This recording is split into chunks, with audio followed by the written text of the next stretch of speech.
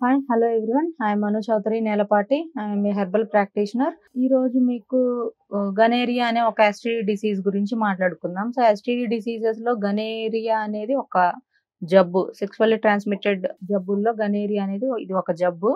So ఇది వస్తే ఎటువంటి ప్రాబ్లమ్స్ ఉంటాయి ఫీమేల్స్ లో ఆర్ మేల్స్ లో మనం మాట్లాడుకుంటే ఎక్కువగా ఇది మగవారిలో కనిపిస్తుంది. మేల్స్ లో ఈ ప్రాబ్లం అనేది మనం ఎక్కువగా చూస్తూ ఉంటాము.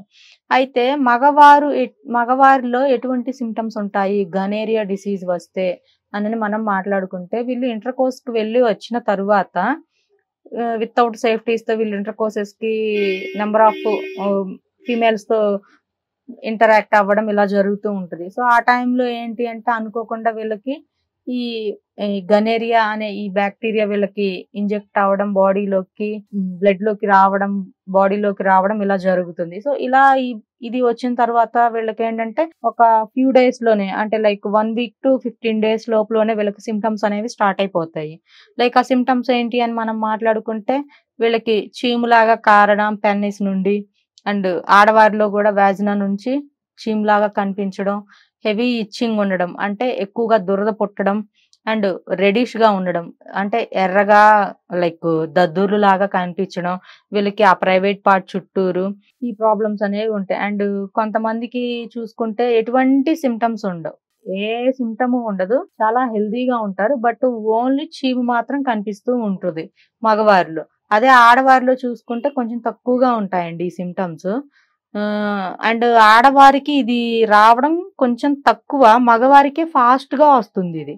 అండ్ దీంట్లో హైజీన్ బాడీలో, అంటే లైక్ హైజీన్ ఫుడ్ తీసుకోని వాళ్ళకి, హెల్త్ హైజీన్ లేని వాళ్ళకి, అండ్ హెల్దీ సెక్షువల్ రిలేషన్ లేని వాళ్ళకి ఈ ప్రాబ్లం అనేది కనిపిస్తూ ఉంటది ఎక్కువగా. ఇప్పుడు ఈ రోజుల్లో ఏంటంటే సెక్స్ ఎడ్యుకేషన్ అనేది చాలా చాలా ఇంపార్టెంట్. దీని గురించి ఈ సెక్స్ ఎడ్యుకేషన్ మీద అవేర్నెస్ లేక ఫ్రీ కల్చర్ కి అలవాటు పడ్డ యంగ్ పీపుల్స్ లో ఇది ఎక్కువగా చూస్తున్నాం మనము. పెద్దవారిలో చాలా తక్కువగా ఉంది ఇది అనేది. సో యంగర్స్ లోనే మనం చూస్తున్నాం మాకు వచ్చే కేసెస్ లో. వీళ్ళు ఏంటంటే ఈ ఎడ్యుకేషన్స్ స్టడీస్ అని చెప్పి కొంచెం ఫ్యామిలీస్ కి దూరంగా ఉండడం, ఇక్కడ ఫ్రీ కల్చర్ కి అలవాటు పడిపోవడం, మినిమం ఈ నాలెడ్జ్ లేకపోవడం, అండ్ సేఫ్టీస్ అనేవి తీసుకోకపోవడం, వీటి వల్ల ఇది అనేది ఎక్కువగా స్ప్రెడ్ అయ్యే ఛాన్స్ అనేది ఉండింది. అయితే మరి ఆడవారిలో ఎటువంటి సిమ్టమ్స్ ఉంటాయి అంటే సేమ్ వీళ్ళకి కూడా చీము లాగా కనిపించడం. అండ్ ఇంకొక ఇష్యూ ఏంటంటే ఆడవారిలో చీము కనిపించకపోయినా కూడా పొత్తి కడుపు అనేది బాగా నొప్పి అనిపిస్తూ ఉంటది వీళ్ళకి, గనేరియా వచ్చిన వాళ్ళకి. సో ఈ పొత్తి కడుపు బాగా నొప్పి, చురుకు మనడం పొట్టలో, అండ్ డైజెషన్ ఇష్యూ రావడం, అంటే తిన్నది అరగకపోవడం, ఈ ప్రాబ్లం ఉంటది. అండ్ వైట్ డిశ్చార్జ్ కనిపిస్తుంది. చీము రాకపోయినప్పటికీ కూడా వైట్ అనేది కనిపిస్తూ ఉంటది.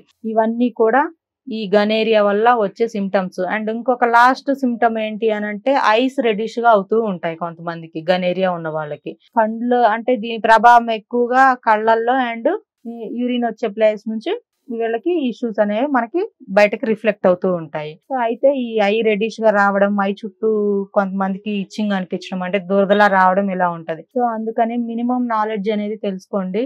అండ్ ఇది వచ్చిన తర్వాత మరి సిమ్టమ్స్ అయితే చెప్పారు, మరి దీనికి ఏమైనా ప్రికాషన్స్ అండ్ ఏమన్నా వచ్చిన తర్వాత ఏమన్నా ఆయుర్వేదిక్ లో ఏమన్నా ఉన్నాయా అంటే ఖచ్చితంగా చెప్తాను. అదేంటి అంటే ఫస్ట్ సేఫ్టీస్ వాడడం నేర్చుకోండి.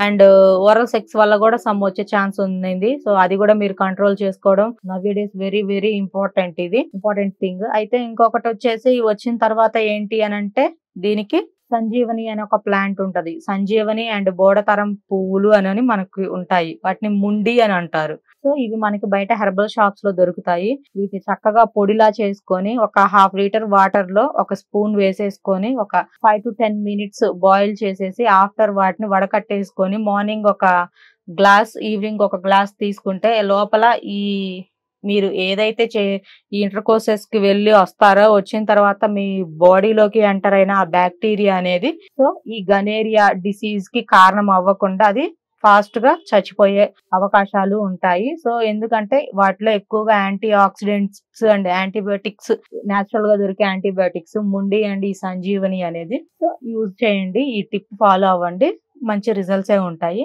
నన్ను కలవాలి, అపాయింట్మెంట్ కావాలి అంటే ఆన్లైన్ ఆర్ ఆఫ్లైన్, నా నెంబర్ స్క్రీన్ మీద స్క్రోల్ అవుతుంది, కాంటాక్ట్ అయ్యి అపాయింట్మెంట్ తీసుకోవచ్చు. Thank you.